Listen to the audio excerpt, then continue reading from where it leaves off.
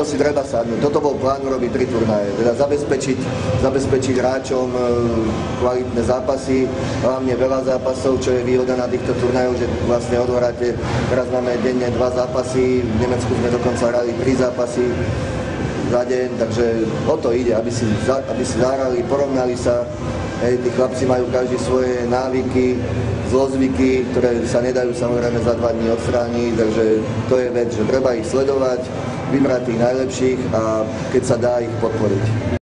Ako je to všetko iné, samozrejme aj u dospelých, tam je samozrejme zase taká väčšia zodpovednosť, hej, publikum, proste každý klub má svoje ciele, takže ten tréner je pod väčším tlakom. Toto je zase, keď máte 20-30 detí riadiť, tak to je akože trošku náročnejšie na psychiku a také organizácie, dá sa povedať.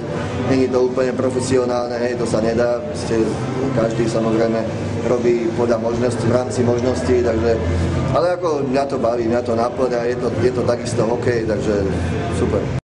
Tak ono zase, keď sa nad tým človek zamyslí, vždycky tí najväčší lumpy boli najlepší hokejisti, takže ja to tak aj berem, takže keď je nejaké dieťa, ktoré sa ani neviete o ňom, že je, tak väčšinou je to také slabé.